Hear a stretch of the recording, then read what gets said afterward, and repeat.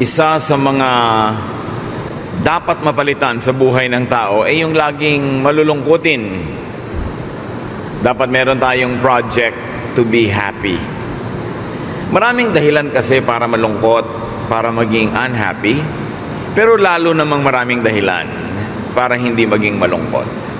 At yan ang pag-aaral natin ngayon sa isang mini-series, a 2-part series, Be Happy in the Lord. Kailangan dahil meron tayong Panginoon na tagapagligtas, tayo'y may kasiyahan na sapat sa araw-araw. Ama, salamat po dahil kami inyong tinipon sa kabila ng maraming dahilan para hindi kami makarating. Matagumpay kayo sa aming buhay at kami ngayon nagkatipon-tipon upang kayo'y dalhan ng aming mga handog, mga pasalamat at papuri, at ganon din naman upang humingi sa inyo ng pagpapala, ng gabay, ng kaliwanagan. Patawarin niyo po kami sa mga kasalanan namin. Linisin niyo po ang aming kalooban at pagingdapatin niyo kaming ngayon ay tahanan ng inyong Espiritu at tumanggap pa ng mga pagtuturo, pagtutuwid, pagpapalakas mula sa inyo. Kayo ang maging tunay na tagapangaral. Gamitin niyo lang inyong lingkod, subalit tinig niyo ang gusto namin marinig. Karunungan niyo ang gusto naming matutunan. Kaliwanagan niyo ang gusto naming lakaran, Panginoon. Take over this proceeding. Lead us, teach us, guide us. In the name of Jesus, your Son, our Lord, we pray with thanksgiving and with gratitude. Amen. Be happy in the Lord. Why? Why should we be happy in the Lord? Because God is your strength and shield. Psalm 28:7, you are my strong shield, and I trust you completely. You have helped me, and I will celebrate and thank you in song. Itong mga may iksing mga pangungusap na ito'y punong-puno ng kahulugan. Sabi, ikaw ang aking matibay, malakas na kalasag. Siyempre, sa lahat ng atake ng kaaway, ang pangharang mo doon para hindi ka tamaan, especially noong unang panahon sa warfare, was a shield. And the Lord is your shield. It's not you. It's not your strength. It's not other people. It's not your money. It's not your health. It's not your situation. But the Lord is your shield. Lumulungkot tayo. Pinanghihinaan tayo ng loob. Pag iniisip natin, ang ating security ay nandun lang sa ating kalusugan, sa ating pera, sa presensya ng mga tao sa ating buhay, sa ating personal na kondisyon. Pero pag doon tayo umasa para maging masaya, lulungkot ka nga. Kasi hindi naman laging nandiyan ang mga tao. Hindi ka naman nakakatiyak na lagi kang may pera. At hindi naman ang mga tao nagkakaroon ng 100% health. Lahat may kani-kanyang uri ng mga kahinaan at karamdaman. Kanya-kanya lang pagdadala at pagpapalakas ng loob. So hindi tayo, hindi ibang tao, hindi bagay ang ating shield, kundi ang Panginoon. Kaya sabi niya, I will trust you completely. Bakit maraming taong malungkot? Kasi we trust in others. We trust in ourselves. We trust in things. We trust in the weather. Alam niyo naman ang weather, nagtatanim ka, hindi mo naman alam kung makakaani ka dahil hindi mo alam kung biglang sasalakayin ng bagyo. Nagtatayo ka ng bahay, hindi mo alam kung matitirhan mo buong buhay dahil pwedeng mag-iba ng lindol. Nag-aalaga ka ng mga anak, hindi mo naman alam kung nandiyan yan hanggang pagtanda mo. Kung minsan, nauuna pa silang sumakabilang buhay. Nag-aasawa ka para may maasahan at sumaya ka, yung pala, magiging kalbaryo mo lang. Pero sabi, you are my shield. And I trust you completely because only God could be trusted completely. Mga sarili nga natin, hindi rin natin pwedeng pagtiwalaan ng ganap kasi may mga kahinaan din tayo. At bakit pwedeng sumaya ang tao? Kasi sabi nitong awit, you have helped me. Past tense. Lahat tayo napatunayan na natin kung paano tumutulong ang Panginoon. Kaya nga tayo nakatayo pa hanggang ngayon. Kaya ang conclusion niya, I will celebrate and thank you in song. Magdiriwang ako. Aawitan kita. Hindi lang ako basta magpapasalamat. May awit pa, may tugtog. At pag may ganun, siyempre, may indayog, may indak, may sayaw. Pero hindi mangyayari yon kung ang aasahan natin sarili, ibang tao o mga bagay-bagay sa ating paligid.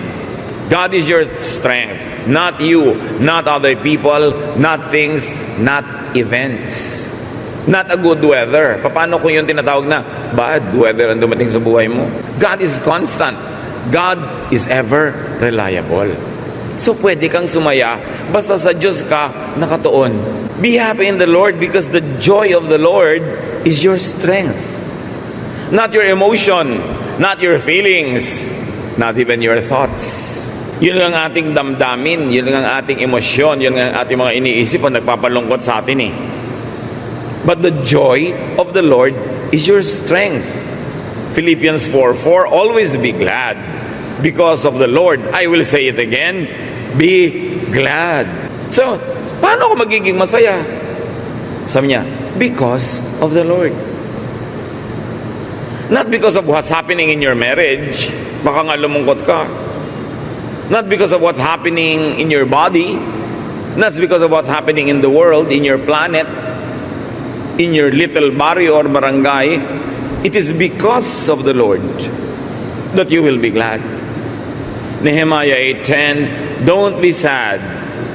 There is a special day for the Lord, and He will make you happy and strong. Kung hindi ka man happy ngayon and strong, may pangakong He will make you happy and strong. Kaya kung yung ating nararanasan sa sandaling ito ay hindi sapat para tayo pasayahin, ang ating tingnan ay yung pangakong He will make you happy and strong. Kumisa naman kasi yung ating talagang paligid, yung immediate environment, yung present time, hindi nakakatuwa. Pero ang pangako, hawak ng Panginoon ang kinabukasan at kasama mo siya pagdating ng bukas. That should make you glad. Be happy in the Lord because enjoying life is the best thing you could do with it. Binigyan ka ng Diyos ng buhay. Nung binuo ka ng Panginoon sa sinabupuan na ng iyong ina, binigyan ka niya ng buhay. Nung kayang sandaling binigyan ka niya ng buhay, iniisip niya, bibigyan ko ng buhay ang taong ito para may mapaglaruan ako, para may maparusahan ako, para meron ako mapalungkot. Hindi. Ang kalooban ng Panginoon ay para tayo sumaya. Para lasapin natin ang lahat ng kagandahan na inilagay niya dito sa daigdig. So, ang dapat mong atupagin, kapatid, is to enjoy life. Not problematize life. Not solve all of life's mysteries and problems. You cannot. Ecclesiastes 3:12, I know the best thing we can do is to always enjoy life. Pag sinabing always, may sakit ako, nakahiga ako dito, anong nakaka-enjoy doon? O di, ipahinga mo. Marami kang oras ngayon na makipagniig sa Panginoon, manalangin. Pwede kang magreklamo na hindi ka makapag-basketball, hindi ka makapagsayaw, hindi ka makapamasyal kasi may kapansanan ka. Pero pag yun ang inisip mo, malulungkot ka nga. Pero pagka naman hinanapan mo, pinigaan mo ng pilit at kinatasan mo ng kasiyahan ng anumang sitwasyon, may makakatas ka. Because God is with you in every situation. Kaya kung nalulungkot ka, kapatid, madalas, ikaw din ang may kagagawan niya. Kung minsan dumarating, hindi naman talaga ikaw may kagagawa, nasunugan ka, hindi mo naman talaga sinunog yung bahay nyo, nasunog lang talaga. Nalugi yung negosyo mo, hindi mo naman nilugi at sinikap mo pang ang asikasuhin. Pwede ka talaga malungkot. Pero dapat sandali lang. Dapat maalala mo na may Diyos. Dapat maalala mo na mayroong Diyos sa kasama mo, saan ka mang hirap lumusong o saan ka mang saya umahon, nandun siya. At pag naalala mo yon, magkakaroon ka ng dahilan para lumakas ang loob, sumaya, at kung di man kagandahan ng kalagayan mo ngayon ay may hinihintay kang pagliligtas, pag-aangat, pag-aahon sa iyo ng Diyos sa araw ng bukas. Because the joy of the Lord is your strength. Don't fight life. Mapapagod ka lang. Hindi ka mananalo na labanan mo ang buhay. Kung yan ang height mo, huwag mo nang labanan. Tanggapin mo. At mag-enjoy ka na hindi ka nauumpog lagi. Dahil hindi ka katangkaran. Kung ganito ang kulay ng iyong balat, ganito ang texture ng iyong buhok, ganito ang itsura mo, huwag mong labanan. You might want to enhance it a little bit, improve it a little bit so that you could be closer to what you really would like. But there is a limit to what you can do to what is given already. Kung ito ang palad mo, tanggapin mo. Ginusto mo na magtrabaho abroad, wala namang namilit sa'yo, liban na lang napilitan ka dahil sa economic situation. Pero hindi ka naman tinutukan ng baril para mag-apply at magpunta doon. O natural, may lungkot. Pero pinili mo yan. So habang nandyan ka sa oras ng lungkot, umimbento ka ng saya. Meron pa nga ako mga kilala, lalo't bagong-bagong salta sa ibang bansa, inip na inip, lungkot na lungkot. Lalo't hindi sobrang busy. Yung trabaho, maraming oras na pwede kang malungkot. Alam mo ginagawa niya, tinitingnan niya ang relo. Ang ginawa ng taong ito, yung sweldo niya sa isang buwan, dinivide niya kung magkano per day. Kahit off day, off from work. Tapos dinivide niya kung magkano per hour. And then dinivide niya kung magkano per minute. Kaya pag nakatingin siya sa relo, naiinip siya, 5 minutes, uy, kumita na ako ng ganun. Times 5 niya. Sumasaya siya. Huwag lang sana makatanggap ng text sa mga kamag-anak na biglang gumuho ang saya mo. Dahil gusto nilang papakin yung kinita mo ng 5 minutes na yon. Pero makakaimbento at makakaimbento ka. Do not contradict nature. Lagi kong sinasabi, gusto mo garden wedding, huwag ka mag-schedule sa tag-ulan. Tapos wala kang gagawin kundi manalangin na huwag umulan. Tag-ulan yon, huwag mong labanan. Gusto mong magkaroon ng wedding sa garden na tag-ulan, edi ang ipagawa mong mga trahe de boda, kapote. Ang sapatos mo, bota. O di okay, pero ipipilitin mong meron kang puting-puting hinihilang-hilang belo, tapos tag-ulan, nilalabanan mo yung nature nun umiimbento ka ng lungkot. Dapat sumakay ka. Tulad ngayon sinasabi, marami tayong mga fault lines sa earthquake. Yung bahay mo nasa fault line. Alam natin, hindi naman madaling maghanap ng ibang lote at magpagawa ng ibang bahay, no? Pero kahit mahirap yon, mas madali pa rin yon kaysa magdasal araw-araw na huwag kang kainin ng lupa. So gumawa ka ng paraan na hindi mo problemahin yung pang-araw-araw. So sabi mo, madaling sabihin yan, wala kaming pera, paano kami dilipat? Pero mas mahirap na lagi kang nasa peligro at nag-aalala. Hirap din lang at hirap, piliin mo na lang yung safer. Don't complain about life. Hay buhay. Hay buhay. Dapat ang tao nagpapasalamat habang buhay siya. Because to live is Christ. And then when your time comes, to die is gain. May asawa ka na. May nampa ako narinig. Buti pa, hindi dala ako nag-asawa, nakakapagsisi. Pero may asawa ka na. Given na yun. Umimbento ka na lang ng saya. Hanapan mo ng ikaliligaya ang buhay mo sa pagiging may asawa kaysa palakihin mo ng palakihin sa harap ng mata mo yung mga reklamo mo. In other words, do not contend with what you cannot and should not change. Change what you can, but accept what you cannot change para ka masaya. Sa ating sariling katawan, halimbawa, numinipis ang buhok mo. Kesa naman pagpilitan mo pang takpan ng mga 3 pirasong buhok yung buong ulo mo, edi tanggapin mo na. May charm din naman yan. May ganda rin. Bawat tao, bawat sitwasyon, may ganda. Huwag nating labanan kasi dumadami ang ating stress. Being happy is the obviously better choice. That's why you should be happy in the Lord. Proverbs 15:13, happiness makes you smile. Sorrow can crush you. Proverbs 17:22, if you are cheerful, you feel good. If you are sad, you hurt all over. And here, the word cheerful enters the picture. Hindi sinabing if you are happy, you feel good. Sabi, if you are cheerful. And cheerful is not necessarily happiness. It's just the way you carry your emotion. Pagaanin mo, imbes pabigatin. Be cheerful. And when you are cheerful, you smile, may nagaganap na himala. Kung sa labas ay ngingiti ka, at sisikapin mong totohanin, dibdibin, gawing totoo yung ngiti, pumapasok sa kalooban mo yung ngiti, at nababago pati ang mood mo. Pero subukan mong manimangot. Kahit hindi naman ganun kasamaan yung sitwasyon, pag ginalit mo na yung sarili mo, lalo't naggalit-galitan ka na dyan, magagalit ka na nga at lalalayo ng lalala. Choose happiness. Choose cheerfulness. Hindi mo na mapapalitan yun eh. Hirap na hirap kang paliguan ng anak mo, binihisan mo, pagkatapos, ang likot-likot niya, natabig niya yung kung anong liquid, nabuhusan na naman siya, papalitan mo na naman ang damit. How can you be cheerful? Pag inisip mong, ay salamat, ang anak ko hindi paralyzed.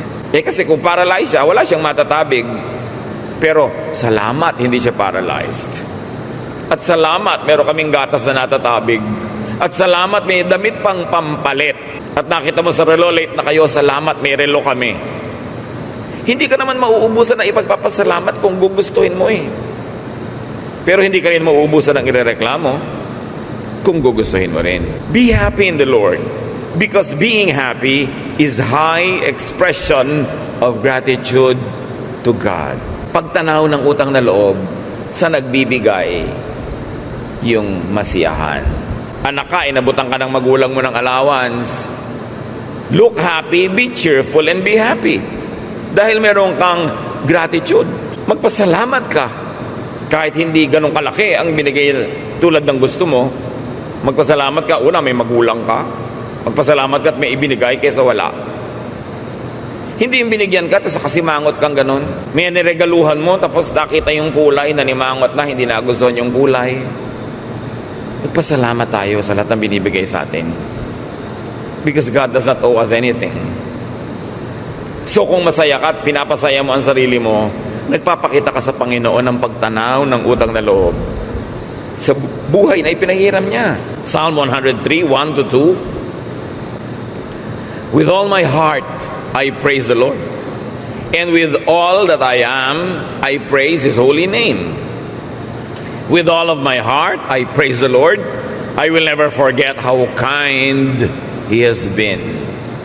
So sabi niya, with all, paulit-ulit yung all, with all my heart. With all my heart, with all that I am. Ibig sabihin, all of me, including my situation, my condition. With all of me, even though may sakit ako ngayon, kasama yun sa situation ko, with all of me, with all of my diseases, with all of my difficulties, I will praise the Lord. Hindi conditional. Pag lang gusto kong nangyayari, doon lang ako magpupuri. Pag gusto ko lang yung amount na ibinigay ng magulang ko, doon lang ako magte-thank you. Pag gusto ko lang yung kulay na regalo sa akin na damit, doon lang ako magpapakita ng kasiyahan. No. With all of my heart, with all of my situation, I will be grateful for life. So be happy in the Lord, because being happy ministers to others. Sabi ng iba, eto po siya, minister of the gospel. Kaya ang tawag sa mga pastors, preachers, etc., etc., minister of the gospel. What is the gospel? The good news of salvation, the good news of life eternal, the good news that we are forgiven from sin and we can be happy. So everybody is a minister of the gospel when your lifestyle shows people that you are saved and that you have a Savior. So we are ministers of the gospel. It is important to minister to people by making them happy, by encouraging to be happy, by being happy yourself. Romans 12:15, when others are happy, be happy with them. It's a ministry. Don't be a spoiler. Pag merong taong masaya, please, huwag niyong sirain ang saya niya. Dahil madalas, mahirap gumawa ng saya. Tapos nakagawa na siya, sisirain mo pa. Mamimintas ka pa. Yung pamimintas, yung pamumuna, inilalagay din sa oras at lugar. Hindi kung kailan tuwang-tuwa yung tao sa damit niya, kahit napapangitan ka, hindi yun ang oras para sabihin yun. Kasi salamat na lang, masaya na siya. Another time, another place. Pwede mong masabi sa ibang panahon na alam mo, yung suot mo ng isang araw, palagay ko may improve mo pa kung susunugin mo ang isinuot mo. Pero hindi nung habang suot niya, happy siya. Sa ibang oras na lang. Kasi nandun siya sa karurukan, lumilipad siya sa hangin ng ligaya, bigla mong babarili para malaglag sa lupa, para lang ipakita mo na may taste ka, para ipakita mo lang na mas marunong ka, mas magaling ka. That's unkind. Don't make it rain on other people's parade. Yung pagiging masaya, ministry to others, kasi nakakahawa yun. Yung lagi kang malungkot at naninimangot at nagmumukmok, downer yon, nakakahila pababa sa mga nakakakita sa'yo. You cannot always be happy, but you can be cheerful. What is it to smile? Kahit ba malungkot ka, mahirap bang ngumiti? Isipin mo na lang, ministry mo yon sa iba. It is selfish to always be sad. Alam niyo yung mga taong laging malungkot, laging nagmumukmok, lagi mong aamu-amuin, lagi mong titingnan-tingnan, isasama mo sa okasyon, laging kain ka na, ayaw asikasuhin ang sarili, ayaw kumibo, halika dito, lagi mong isinasali sa conversation, ayaw magsalita, lagi mong tatanungin para kumibo. Alam niyo ba na selfishness yan? Parang lagi niyo hinahagis ang sarili niyo sa bintana at inoobligan niyo lahat ng taong saluhin kayo. Parang lagi niyong palulungkutin ang sarili niyo at tungkulin ang lahat sa paligid niyo na kayo'y pasayahin. Sobrang pagiging makasarili yan. May pananagutan tayo sa isa't isa na pagaanin ang buhay nila.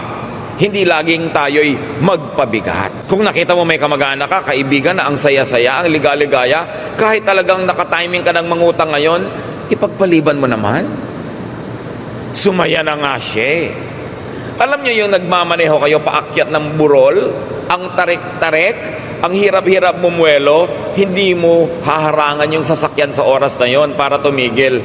Dahil baka umatras, baka hindi na makaahon. Hayaan yung makarating doon sa dulo at saka na kayo magbigay ng mga abala. Itinatiming yan.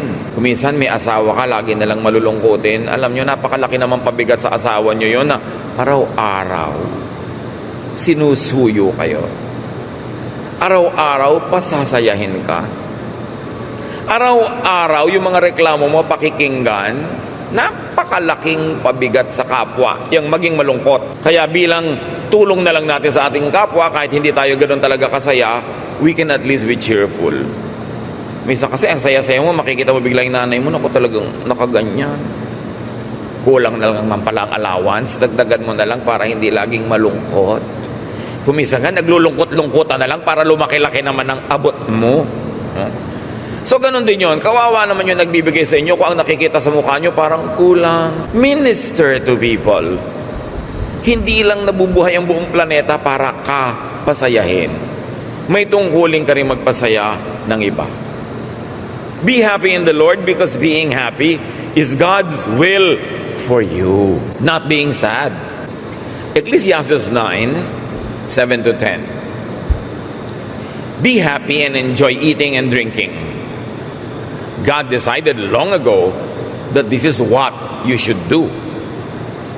Dress up, comb your hair, and look your best. Life is short and you love your wife, so enjoy being with her.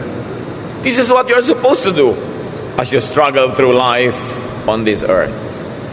Work hard at whatever you do. You will soon go to the world of the dead, where no one works or thinks or reasons or knows anything. Ang sabi ni Solomon, habang nabubuhay ka, lasapin mo ang lahat ng pwedeng lasapin. So you are happy with your wife? Be with her. Isa rin yun siyempreng symbolism. Kung sino ba yung masaya ka na kasama mo, dalasan mong kasama siya. Liban na lang asawa siya ng iba. O may asawa ka ng iba. Pero kung ano yung magbibigay sa'yo ng saya, yun ang paulit-ulitin mong gawin. Of course, it follows na iwasan mo yung mga taong laging malungkot. Kasi palulungkotin ka nila.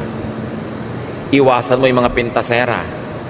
Yung gandang-ganda ka sa nakita mong palabas, biglang nakita mo si pintasera, ang sasabihin niya sa'yo, yung pintas niya. May mga tao na hindi talaga sila liligaya hanggang hindi nila nasisira yung mood ng kapwa.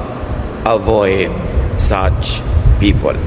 Ang tanong naman ng iba lagi, paano po kung asawa ko yon o nanay ko yon? Well, you cannot totally avoid them, pero pwede mong ilayo ng konti ang loob mo to the point na hindi ka sobrang naapektuhan. Pwede naman kasama mo araw-araw pero inilayo mo ng konti yung loob mo dahil lagi na lang niya sinisira yung loob mo, di ilayo-layo mo ng konti.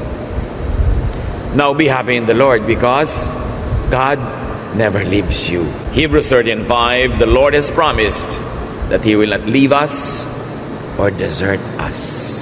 Umalis man ang iyong boyfriend, mawala man ang iyong anak, mawala man ang mga kamag-anak mo, kaibigan, tagahanga, andyan pa rin ang Panginoon. So why be sad? Why stay sad when God is with you? So ang nakakalimot sa Panginoon, yun ang lumulungkot.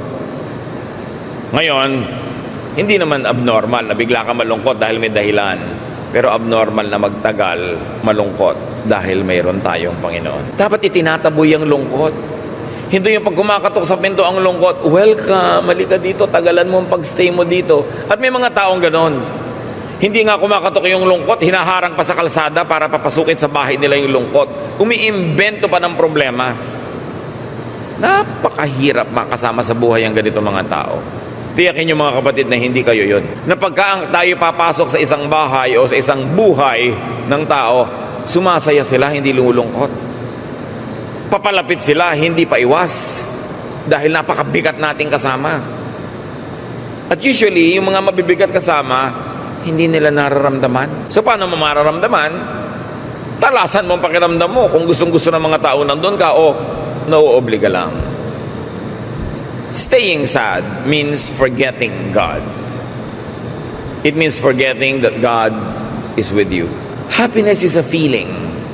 It is an emotion dependent on events. Yang saya, umaasa lang yan sa kapaligiran kung nakakapagpasaya ang nangyayari. Therefore, it is shaky, it is unstable, it is unreliable dahil maraming pwedeng mangyari na nakakalungkot. So, hindi pwedeng ang happiness is dependent on emotion. Huwag niyong iasa sa nadarama ang saya. Happiness could be a decision, a choice, dependent on knowledge and faith, not on emotion, not on situations, not on conditions. It's dependent on knowledge. What knowledge? That you have a God, that God is always with you. And it is dependent on faith that God will not leave you or forsake you. Pag iniasan nyo ang kaligayahan sa damdamin, up and down, on and off, kasi ganun ang damdamin. Pero pag iniasan nyo sa alam nyo tungkol sa Diyos, at sa pinananaligan nyo kung sino ang Diyos, hindi kayo iiwan ng ligaya. Hindi man laging tumataging-ting ang inyong halakhak, pero hindi naman kayo magluluksa na matagal. Psalm 43:5, why am I discouraged? Why am I restless? I trust you, and I will praise you again because you help me, and you are my God. No other, not myself, not other people, not physical things, not what happens around me, but you are my God. And because you are my God, I can be stable. I may not always be really, really happy, but neither should I be sad for long. Isaiah 61:10, I celebrate and shout because of my Lord God. His saving power and justice are the very clothes I wear. They are more beautiful than the jewelry worn by a bride or a groom. Yung pinakamagagara na yatang kasuotan ang talagang isinusuot ng ikakasal. Pero sabi nitong si Isaiah, ang kasuotan ko yung inyong kapangyarihan, yung inyong saving power and justice. Yan ang aking kasuotan. Mas mag-aara pa yan kahit sa isusuot ng bride or groom. Ipinagdiriwang ko na ako'y may Panginoon at kayo yon. At dahil dyan, daig ko pa ang laging nakabihis ng pagkaganda-ganda. So mga kapatid, decide to be happy and decide to stay happy. Kung meron sa atin na alam nyo kayo malulungkutin, madrama, sensitive, laging may tampo, hinanakit, sama ng loob, madaling maging galit, ngit-ngit, puot, pagkamuhi. Sunod-sunod dyan automatic pag pinayagan mo magsimula. Change your mind. Be changed by the renewing of your mind, and you will prove what is the will of God and what is good and perfect and acceptable. But you begin by changing your mind. Kung ikaw ay sensitive, maramdamin, decide not to be sensitive. Hindi ka ganun kalaking star na ang mga bundo, ang lahat ng nangyayari ay magkukutsabaan para kapalungkutin. Minsan nga, hindi nila napapansin, nasaktan ka pala nila Sobra ka naman, akala mo naman laging lahat ng ginagawa ng tao ay parinig sa'yo, tungkol sa'yo. It's not about you all the time. Nagkataon lang na hindi kanya napansin dahil may problema siya o sobra siyang saya o nakalimot siya at abala. Hindi ibig sabihin na sinasadya kanyang palungkutin. Gumising siya nung umaga niya, sabi niya, palulungkutin ko nga itong si person A. Hindi ka naman niya laging iniisip. Huwag laging maging sensitive. Nakalimutan ka ng tao, di alalahanin mo sarili mo. Ganun talaga yun. Marami ka rin namang nalilimutan Hindi ka naimbita sa lakaran. Bakit pag may lakad ka ba, iniimbita mo rin lahat ng tao? Di ba hindi rin? May pinipili ka. Ngayon, kung ikaw yung hindi mapili ng iba, ganun talaga yung buhay. Huwag mong personalin. Psalm 9, 1-2, I will praise you, Lord, with all my heart and tell about the wonders you have worked. God Most High, I will rejoice. I will celebrate and sing because of you, not because of others. Psalm 96:11, tell the heavens and the earth to be glad and celebrate and allow, make, and keep others happy as well. Hindi lahat pwedeng maging preacher o minister in an official capacity, pero lahat tayo ministers of the gospel, ministers of happiness, ministers of positive feeling. Magtulungan tayo. Totoo, maraming dahilan para lumungkot, pero mas maraming dahilan ng mga anak ng Diyos para sumaya. At kung di man maging talagang masayang-masaya dahil may kalungkutan, huwag naman sobrang magluksa na parang wala tayong Diyos at wala tayong pag-asa. Sa mga mahilig magreklamo, mamintas, manira ng loob ng kapwa, let us change. Gawin naman natin yung presence natin regalo at hindi parusa sa kapwa. Gawin natin na yung mga salita na nagmumula sa ating bibigay blessing at hindi sumpa. Marami nang mabibigat na dala ang ating mga kapatid at mga kaibigan. Huwag na tayong dumagan pa. Hindi naman kailangan gawin. Ama namin sa langit, nawa pagkalooban nyo kami ng kaliwanagan para lalo namin makitang sa iksi ng buhay na ito sa lupa. Dapat talaga kaming magpasaya sa sarili, magpasaya sa kapwa, at lalong-lalo na magbigay ng kaluguran sa inyo. Maraming dahilan para malungkot, yes. Pero lalong maraming dahilan para magdiwang. Ituro nyo sa amin, Panginoon, na piliin ang tinitingnan, tinititigan, piliin ang pinag-uusapan, piliin kung ano ang pinapayagan namin, laging maging laman ng aming isip. And may we always be positive, cheerful, and whenever possible, really happy. Teach us to be ministers of happiness. Pag-isip-isipan natin mga kapatid sa ilang saglit ng katahimikan, pasayahin pa natin mga sarili natin at ang ating kapwa. Lord, as we remain silent before you, give us practical ideas how to turn this ministry of happiness into daily reality.